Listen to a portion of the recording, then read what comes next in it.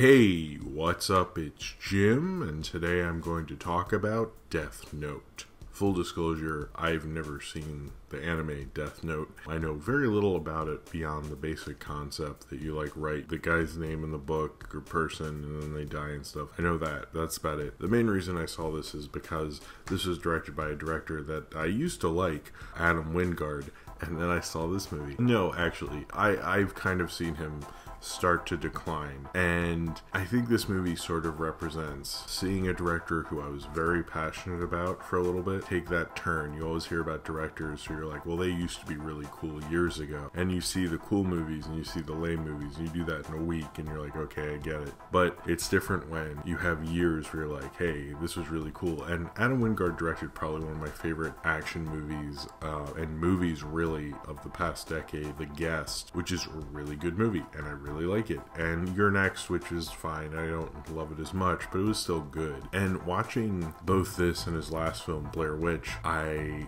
have been really disappointed. And it's sad seeing him kind of go off of the kind of franchise or known property cliff as he has. Death Note is another chapter in that. Certainly this had a lot more money in it than Blair Witch and was a lot better made, but it still kind of has the same problem where he's kind of just doing the crappy normal studio director kind of direction. The thing is that's kind of sad is often when you take these smaller directors and put them in a known property thing, you want them to do something with it that you wouldn't normally see from a normal kind of Hollywood sort of studio director. You think, oh, they're going to bring in their kind of perspective into it, they're going to bring in their own kind of follow through, and we're going to get this kind of new type of movie from this new beautiful original voice. And sometimes, hey, that happens and it works beautifully, and other times you get crap like this movie and what Adam Wingard has been making, and it's been very upsetting and disappointing. This is kind of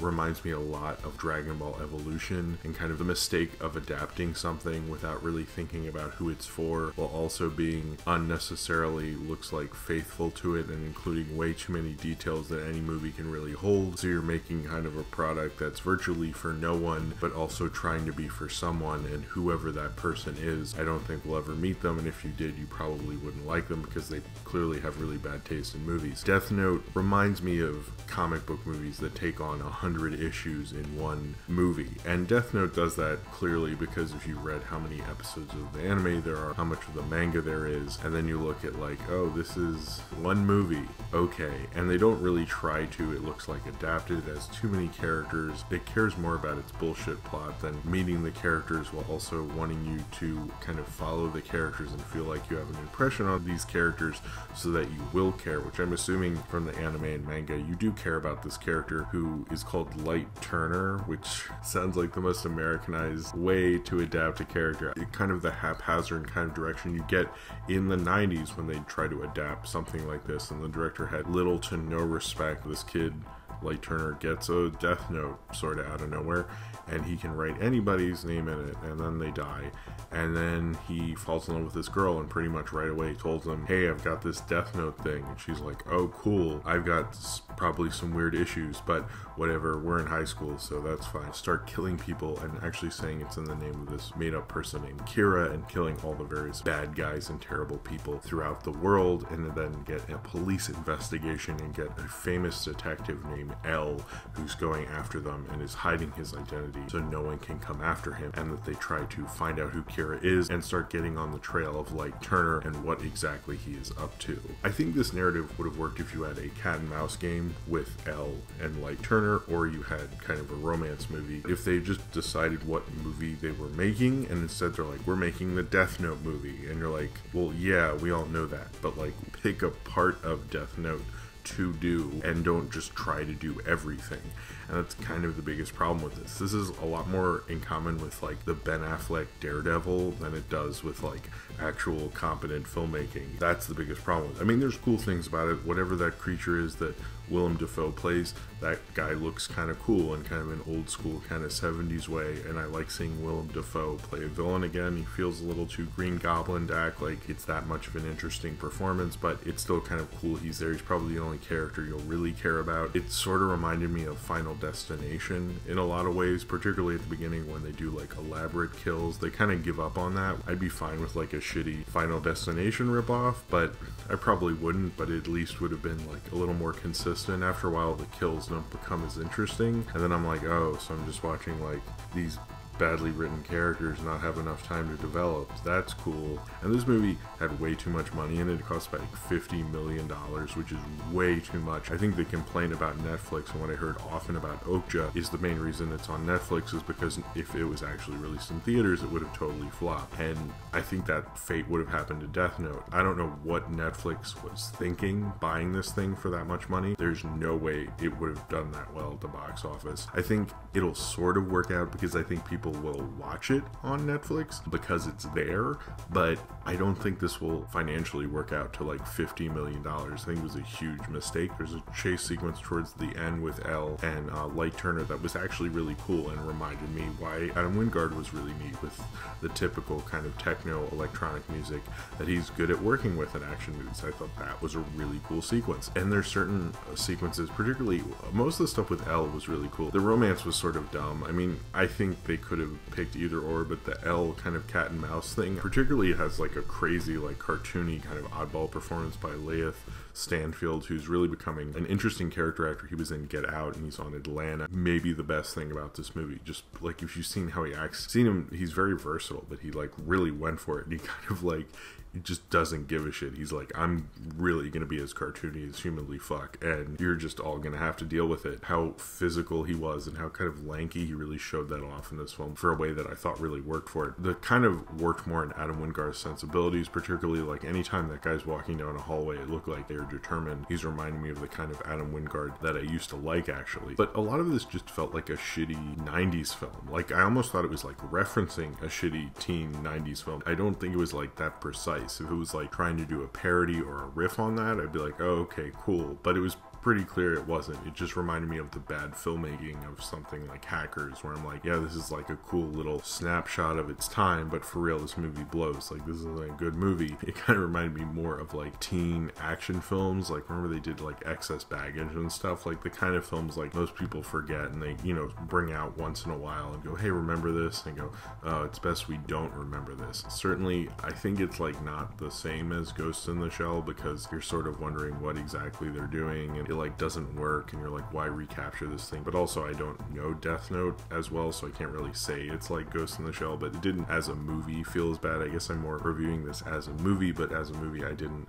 really like it. It felt clunky. It felt like kind of just the problem with most Hollywood adaptations that try to, you know, take on way too much and not really say anything at all. There's no connection. There's nothing you could really take out of this, and at the best is when it's doing the Final Destination thing. But when I was watching, it was like, yeah, but why don't I just watch Final Destination? Why make Death Note this? It could be a cool concept, and I think if they had made like an actually good movie, we could have all sat here and been like, okay, well, it wasn't the best adaptation, but you know, we still made a good film. And I don't exactly know what they're trying to do, and this kind of just very confused auteur voice that seems to happen when they're adapting things that they're mainly adapting for brand recognition just frankly don't work anymore. You kind of wonder why these kind of adaptations keep happening when we're in the age of like Deadpool and Marvel and things, when clearly we've seen like the old way of like X-Men Origins Wolverine is dead and gone, but we're still getting adaptations like this. It's just like frankly ridiculous. It's an outdated model that didn't work, and yet they still try to do it. And Adam Wingard frankly should know better. A genre filmmaker should understand how a genre works. There's not really that many live action animation adaptations I can think of that I guess are huge successes or something, but if you look at Speed Racer and the Popeye movie, at least they gave you original kind of things to kind of pop and are like weird, interesting experiences, and I don't think this is that. It just feels like kind of like the used up neon lights of the mid-90s that weren't even that exciting or really that praised at the time and have not even really aged that well. I kind of wouldn't like an anime adaptation that has so much in common with like the Crow City of Angels in terms of what it's doing, and I don't think anyone really wanted even to be reminded of the Crow City of Angels. This is frankly just a confused bad movie, and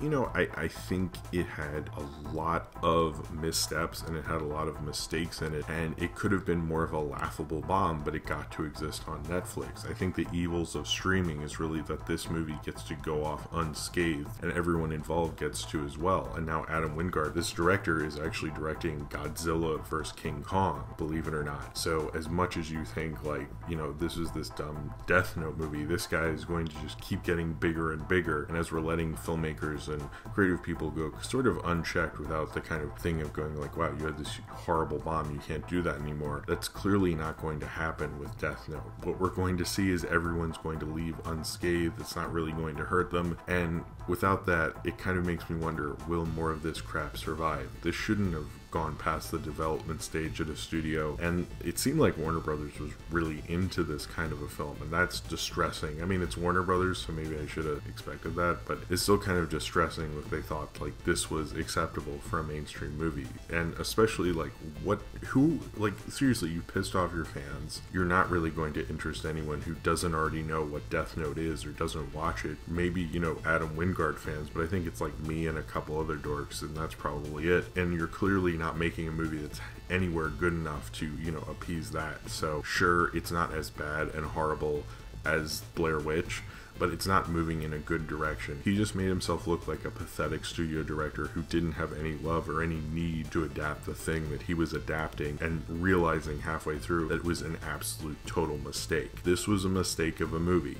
It's a completely confused, messy bullshit narrative that was just pushed through for reasons that don't really make any sense, and even kind of market value it had is ruined by actually doing it the way you did it. It's so counterintuitive to what it's actually trying to do. It's kind of dumbfounding. Like, what exactly are you trying to do with this movie? And they never really answer it, you know. And I think this movie doesn't know what it's doing. It doesn't know what it's doing without Death Note, because frankly, why would you watch this without it? But also, why would you watch it with it? And I don't think it ever found that middle ground to be an interesting film. It has some good cinematography in certain places, but that's sort of about it. It has some sort of maybe interesting things about it, but it has interesting things about it in a way that I'm probably going to forget about it, like a lot of Netflix movies do. This just kind of falls in line with most of that stuff. I think Okja was at least interesting and put me in places I wasn't. You know, it's maybe not the most complex movie, but it was at least interesting in a way. Death Note isn't. Death Note is the same kind of crappy Hollywood shit that we've gotten a million times before. It's usually what we expect from live action anime adaptations. Sure, it's not as bad and maybe a little better than Dragon Ball Evolution, but it's too much in this kind of stupid, uneducated vein that we're all frankly sick of at this point. And acting like Death Note should exist in this day and age is something that probably should have been put in someone's Death Note, I guess, if I was really able to make that reference, and I shouldn't, which is probably something the filmmakers should have thought about before making this kind of outdated, pathetically bad, kind of 90s-esque forgettable adaptation that doesn't even live up to any sort of the promise that any of them had going in, and doesn't fulfill on any of the needs or really do anything they even intended to do, unless they were trying to make a really confused, bad, messy movie. I guess they succeeded in doing that, but I think Death Note will just probably get lost on Netflix for all time. I think that's the best and probably the scariest option, that this can kind of exist and go sort of unchecked and unbeknownst to the public, and they won't know how terrible that this movie is, but maybe they're all better for it. So if you have seen Death Note and you would like to talk about it, then comment below in the comments and subscribe if you would like to.